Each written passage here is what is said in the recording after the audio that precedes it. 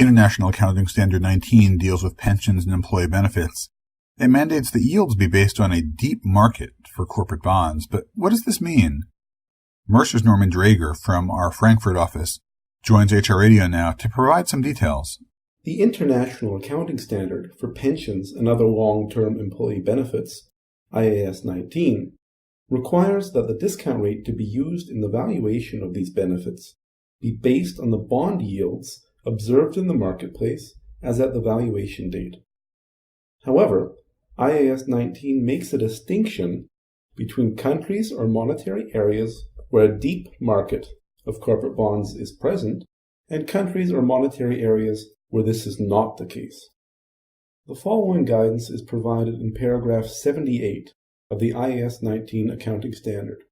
I quote, "The rate used to discount post-employment benefit obligations, both funded and unfunded, should be determined by reference to market yields as at the balance sheet date on high-quality corporate bonds. In countries where there is no deep market in such bonds, the market yields at the balance sheet date on government bonds should be used. The currency and the term of the corporate bonds or government bonds should be consistent with the currency and estimated term of the post-employment benefit obligations." End quote.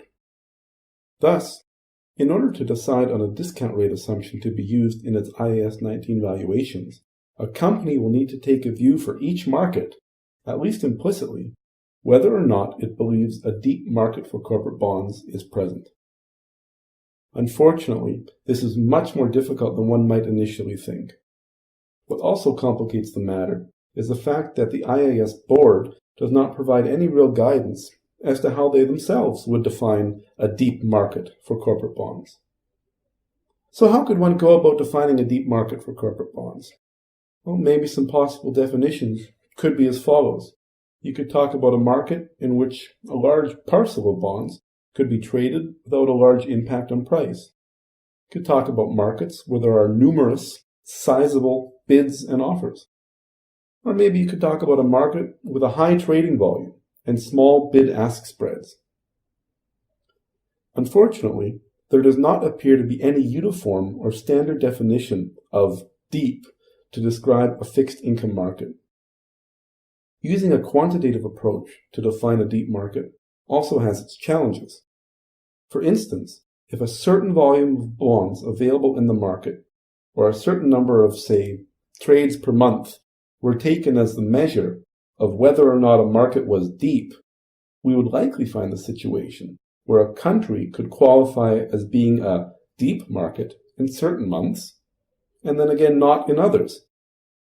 It would certainly not be in the interest of the standard setter to have the IAS 19 valuation basis in a given country alternate between being based on government bonds in some periods and corporate bonds in others. That just wouldn't make any sense.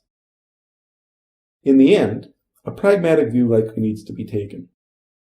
As a start, one could consider what positions the majority of market participants are taking at the current time with regards to this issue. It's pretty safe to say that essentially all market participants view the US and the UK bond markets as being deep. It's also the general market practice to consider the bond markets in the Eurozone, in Canada, and in Switzerland also as being deep, at least for the purposes of IAS 19.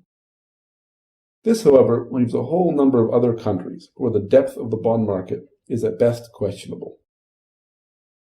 Companies should think about these issues and how they would like to approach them when time for the IAS 19 annual assumption setting exercise comes around.